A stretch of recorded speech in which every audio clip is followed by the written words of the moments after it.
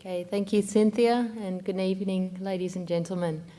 I'm very honoured to have the chance to speak with you tonight, and I'm speaking on behalf of myself and others at our institute who work in this area, and particularly Associate Professor Mick Padden, with whom this presentation was developed.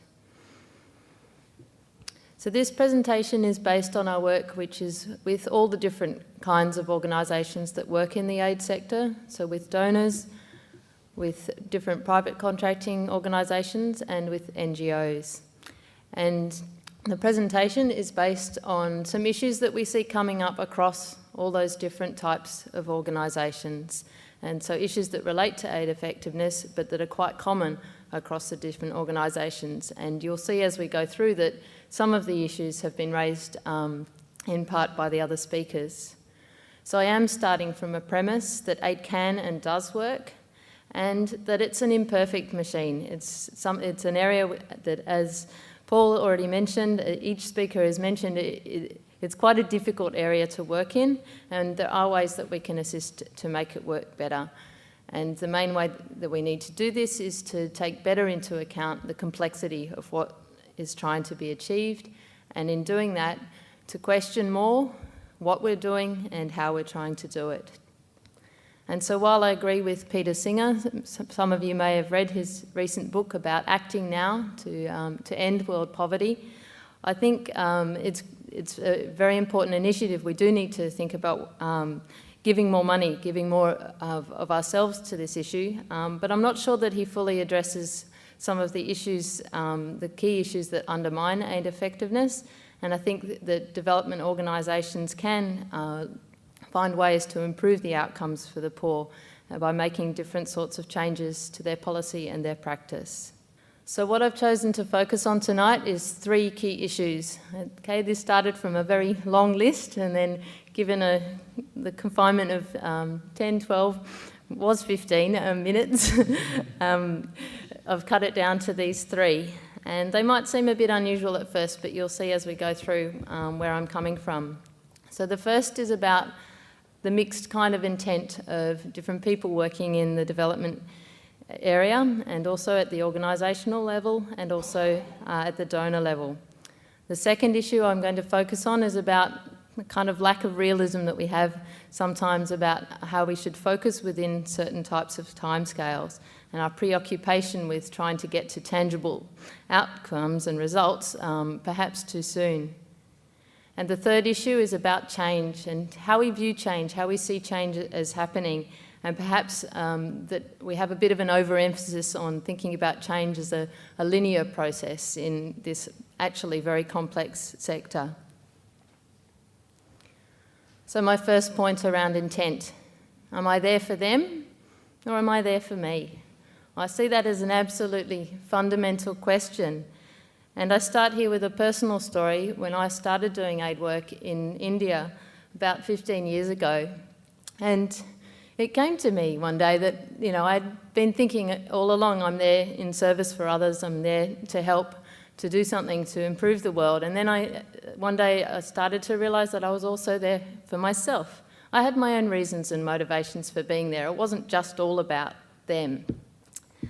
And I guess this is probably a similar story. Many volunteers or people who, when they start getting involved in this sector, that will tell about their initial kind of wish to save the world and thinking that it's all about selflessness. So my point here is that I'm sure selfless motivations do underpin a lot of work that is done in the aid sector, but equally there are aspects of self-interest, and this happens something at the individual level. It's something that's also there at the organisational level, so various private sector companies or NGOs themselves, they have to look also to their own interests and their own ongoing viability, not just about the outcomes of the work they do. And in terms of donors and politicians, we know that most of the aid doesn't necessarily go to the countries who are most in need. So in the world, the 63 poorest countries receive less than half the overseas development aid. So that means donors aren't necessarily focusing exactly where the aid is needed. They're focused also based on their own needs and interests to do with trade, to do with other kinds of issues.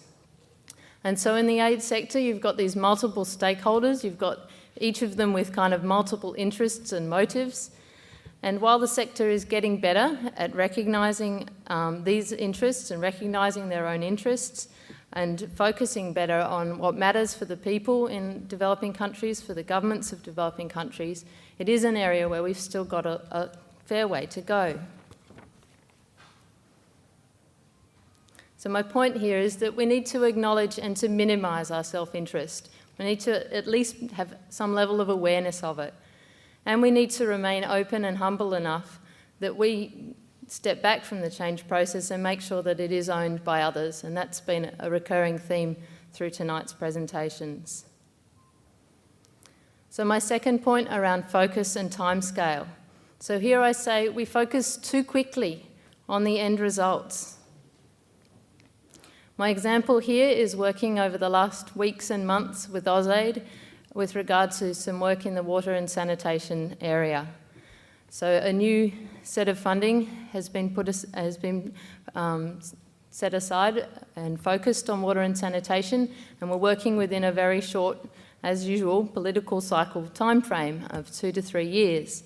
And so our discussion was around, well, so what results should we measure, and what should AusAid be accountable for?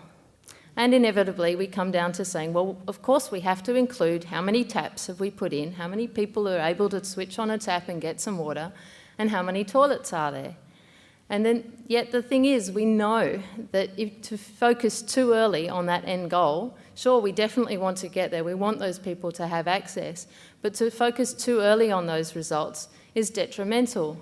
So we know in Africa, for instance, about 20 to 40% of hand pumps that are put in with the best of intentions are not working a few years after projects have gone. Why is that? Take the toilet that's in the photo on this slide. So many toilets left unused. And so the thing is, we actually need to think about having viable institutions and organisations who will continue to support, to maintain infrastructure once it's there. And issues around behaviour change. It's not going to be enough to provide subsidies for toilets. We know that they don't get used unless there's much more longer term change around behaviour and how people think and their cultural practices.